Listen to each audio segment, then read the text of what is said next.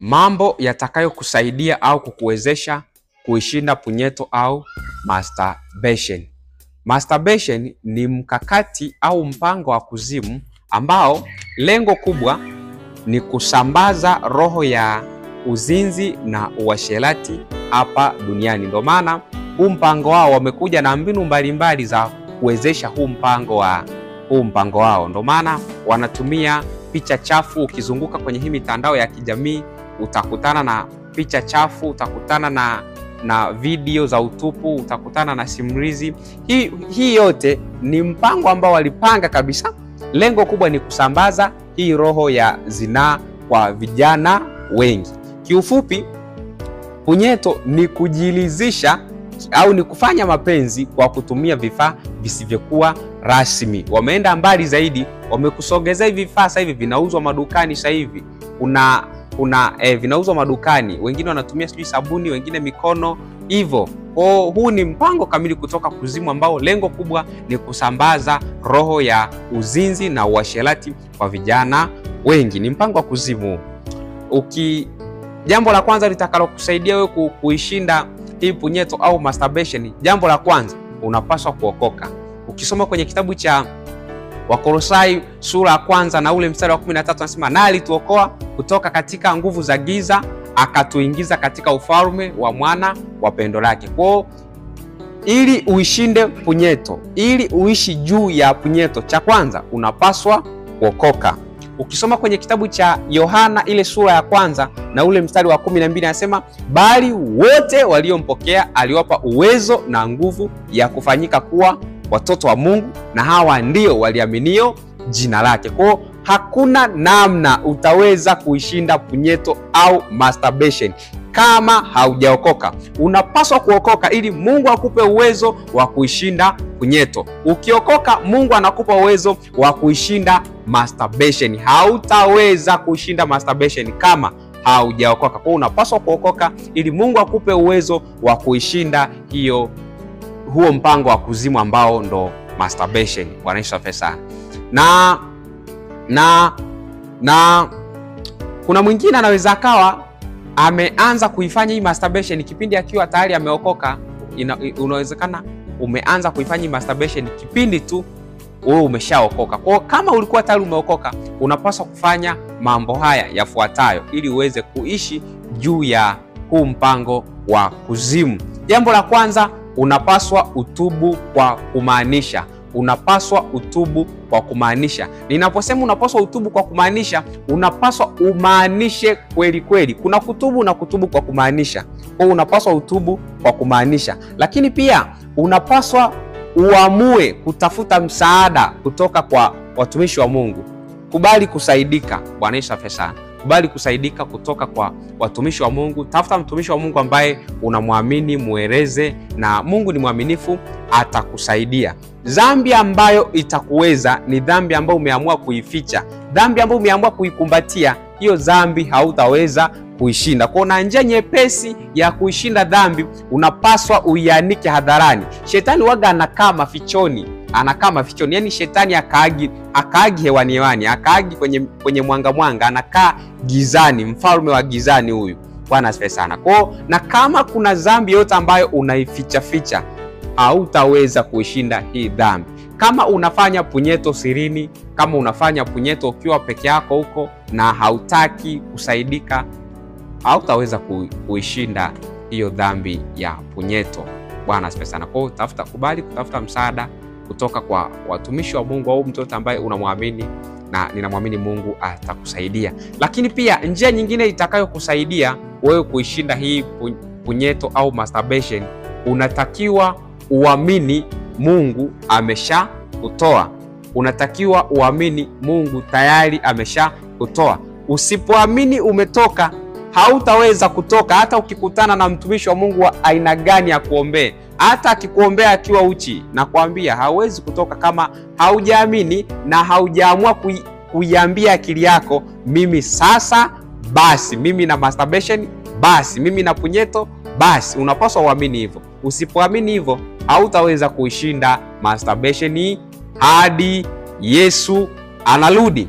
Bwana Yesu asifiwe sana. Ukisoma kwenye kitabu cha Wakorintho wa pili ile sura ya 5 na ule mstari wa 17 anasema, hata imekuwa mtu akiwa ndani ya Kristo amekuwa kiumbe kipya, tazama mambo yote yamepita. Anasema tazama ya kale yamepita, mambo yote yamekuwa mapya. Kwa hiyo unapaswa uamini, mimi ni kiumbe kipya. Siwezi kufanya masturbation, siwezi kuangalia picha za utupu, siwezi kusoma simulizi za mapenzi mitandaoni.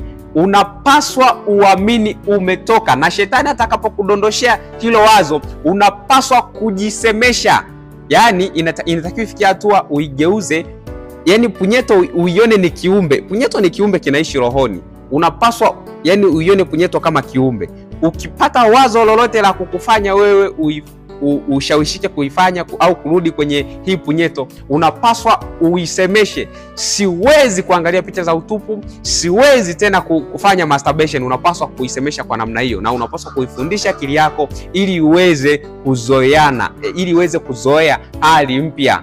Bwana Yesu asifiwe sana. Unajua unapotoka kwenye maisha fulani, labda umezoea kupiga punyeto huko, ukishatoka huko unakuja kuanza kuishi maisha mapya. Kwa unapaswa kuifundisha akili yako kuishi maisha mapya sawa sawa na maamuzi ambayo umeamua kuchukua. Usipoweza kuifundisha akili yako, usipoweza kukubali kuishi maisha mapya tofauti na yale maisha ya zamani uliokuwa ukiishi, hautaweza kuishinda dhambi hii ya punyeto au masturbation. Unapaswa kuamua kutokea ndani. Bwana Yesu asifiwe. Lakini pia ukisoma kwenye kitabu cha Zaburi ile sura ya 82 na ule mstari wa 5 mpaka wa 6, anasema kwamba hamjui wala hamfahamu, hutembea gizani, misingi yote ya nchi imetikisika. Anasema mimi nimesema ninyi ni miungu na wana wa aliye juu yote pia. Maandiko anasema kwamba hamjui wala hamfahamu. Kwa kuwa haujui au haufahamu ndo maana unatembea gizani, na kwa kuwa haujui au haufahamu ndo maana unatumikishwa na hili pepo la masturbation. Ndo maana unatumikishwa na huu mkakati wa kuzimu ambao wameleta hapa duniani kusambaza roho ya zinaa. Wewe wamekupata kama mteja kwa kuwa haujui na haufahamu. Kwa unapaswa ujue, mimi ni kiumbe kipya, siwezi kutumikishwa na mikakati au mipango ya kuzimu. Bwana Yesu asifiwe sana. Unapaswa uamue. Na ukisoma kwenye kitabu cha Waebrania ile sura ya 11 na ule mstari wa 6, anasema pasipo imani haiwezekani kumpendeza Mungu.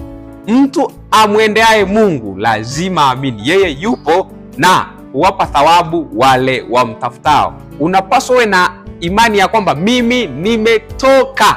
Ukisema mimi nimetoka, na usijihusishe na mambo yoyote ambayo yanaweza yakakurudisha huko. Ukijihusisha na hayo mambo uliokuwa umeyazoea, ukijihusisha nayo yatakurudisha. Ukitubu hata unagaragara chini, alafu ukarudi kutizama picha za utupu, ukarudi kukubali kusikiliza simulizi za mapenzi, maandiko yanasema kwamba mazungumzo mabaya huharibu tabia njema. Bwana Yesu asifiwe sana. Kwa na kila nyuma ya mazungumzo fulani, kila nyuma ya maandishi fulani kuna roho nyuma yake. Bwana asifiwe. Kuna roho nyuma yake. Kwa unaweza ukacheza na maandiko ya mapenzi, hauishi tu kusoma maandiko, unakokota na ile roho ambayo iko nyuma ya yale maandiko. Unasoma simulizi za mapenzi, unakokota na ile roho ya punyeto au masturbation ambayo iko nyuma ya yale maneno. Ndio maana watu wengi haitokei tu eti wanaanza kuifanya hii punyeto, haitokei tu wanaanza kufanya masturbation. Unakuta labda wanaanza kwanza wanaangalia picha za utupu, wanaanza kwanza wanasoma simulizi, wanaanza kwanza kuna baadhi ya vitu wanavifanya kwanza, alafu ndo baadaye huyu mtu anavamiwa na ile roho ya punyeto au masturbation. Ndo mwisho wa siku anajikuta mwili wake, lile jini namwambia wewe lazima Bwana asifiwe sana, lazima ukafanya punyeto. Na nilikuwa nina rafiki yangu mmoja ananisimulia kwamba anasema ilifikia hatua yeye anaogopa kwenda bafuni, kwa sababu kila alipokuwa akienda bafuni, akioga tu, akianza kuoga, lile povu la sabuni likianza kutiririka mwilini, anasikia mwili wake unasisimka, anatamani kufanya masturbation, na bila kufanya masturbation hawezi kutoka bafuni. Kwa kuna watu wanaoga lisaa lizima, ila humo bafuni kinachoendelea wamekabwa na hii roho ya masturbation. Lazima kwanza wafanye masturbation ndo watoke bafuni, wengine mpaka wafanye masturbation ndo watoke chooni. Kwa huu ni mpango wa kuzimu, na ukikuvaa hautaweza kutoka kama haujapata msaada. Bwana asifiwe sana. Hautaweza kutoka kama usipopata msaada au Mungu asipokusaidia. Na huu msaada hauwezi ukaupata kama haujaamua. Unapaswa uamue na ukasirike. Haleluya. Unapaswa uamue kutafuta msaada kutoka kwa watumishi wa Mungu, lakini pia unapaswa uamue pia unapaswa uamini umetoka. Haleluya.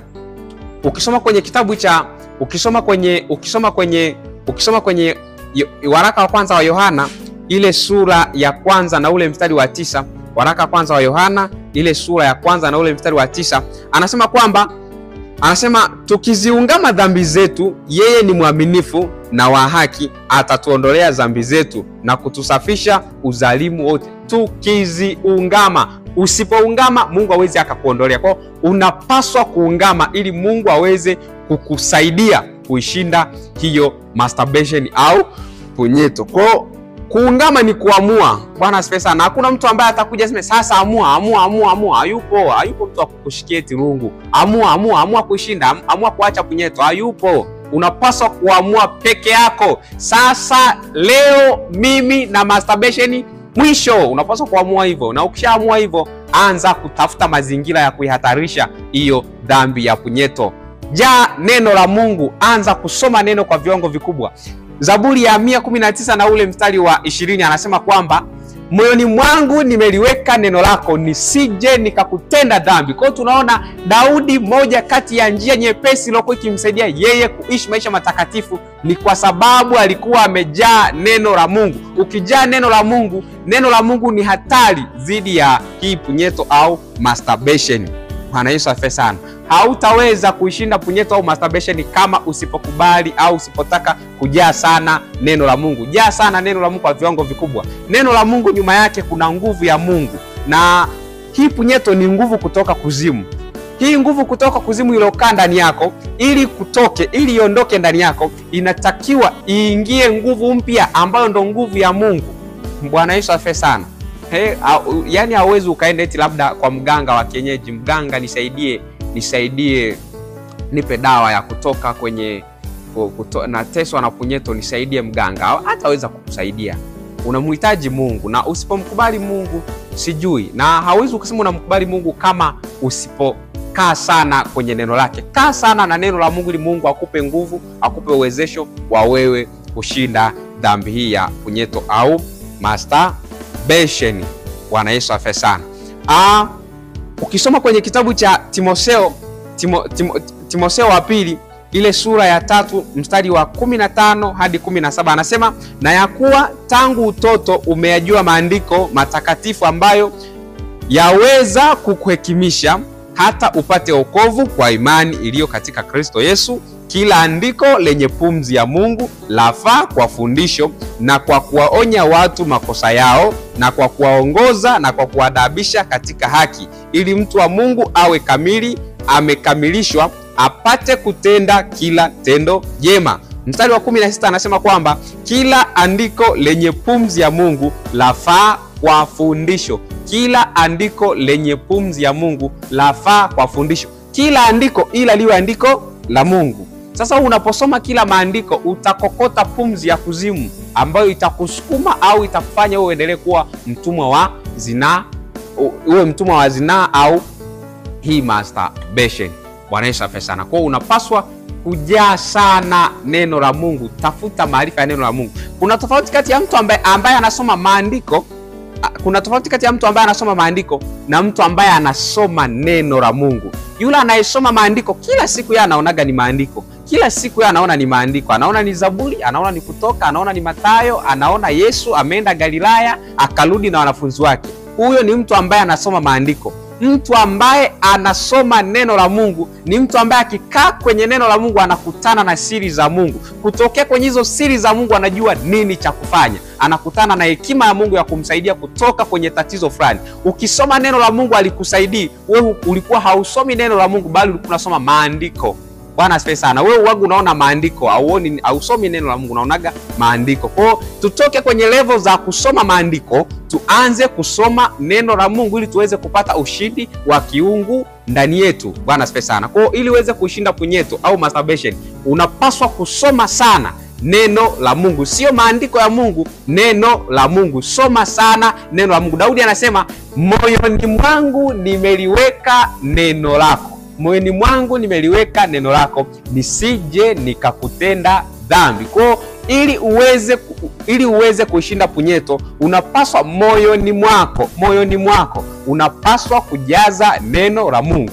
Shetani akileta wazo ndani yako, lile wazo linakutana na lile neno la Mungu ambalo liko ndani yako, linakutana na neno la Mungu ambalo liko moyoni mwako. Kwa unashangaa lile wazo la shetani, kwa sababu ni giza, linakuja linamezwa na nuru ya neno ambayo iko ndani yako, kwa unapata ushindi.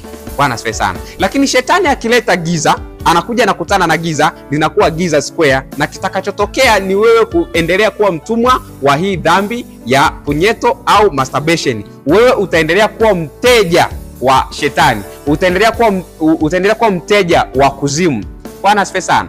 Punyeto inahitaji wateja, ndio maana mpaka leo unaweza kukuta kuna wadada wako Instagram, kuna wadada wako Instagram, nitumie, tuma namba, tuma buku nikutumie picha za uchi, tuma buku nikutumie video zangu 1000, tuma 1000 sijui nini, connection sijui nini. Kwa hawa ni watu wanahitaji wateja, na wewe utaendelea kuwa mteja kama usipoamua kuchukua hatua ya kuishi mazingira hatarishi. Na moja kati ya njia nyepesi ya kuishi mazingira hatarishi ni kukaa sana na neno la Mungu usiku na mchana. Kaa sana na neno la Mungu. Maandiko yanasema kwamba bali sheria ya Bwana ndiyo impendezayo, na maneno yake uyatafakari mchana na usiku. Usiku tafakari neno la Mungu, mchana tafakari neno la Mungu, ili Mungu akupe nguvu ya wewe kushinda hii punyeto au masturbation. Bwana Yesu asifiwe sana. Kwa leo nitaomba tuishie hapo, lakini kesho tutaendelea na sehemu inayofuata. Baba, katika jina la Yesu ninakushukuru kwa kuwa ni mwaminifu. Asante kwa sababu unasema kwamba nami huwa ninalituma neno langu ili nikamponye mtu mmoja, ili nikamsaidie mtu mmoja. Bwana Yesu, ukihitaji kumsaidia mtu unatuma neno lako. Bwana Yesu, asante kwa sababu umetuma neno lako ili liweze kumvusha mtu mmoja, liweze kumsaidia mtu mmoja ambaye alikuwa ametekwa, alikuwa anatumikishwa na huu mkakati wa kuzimu, mkakati wa masturbation, mkakati wa punyeto. Asante kwa sababu umemtoa, asante kwa sababu unampa nguvu za ushindi katika jina la Yesu Kristo na kwa nguvu za Roho Mtakatifu. Baba yangu ninakushukuru, Baba yangu ninakutukuza. Asante kwa sababu wewe ni mwaminifu, asante kwa sababu wewe ni mkuu sana. Katika jina la Yesu Kristo na kwa nguvu za Roho Mtakatifu nimeomba na kuamini. Amen. Kwa majina naitwa Emmanuel Felix. Tukutane kwenye sehemu inayofuata. Shalom.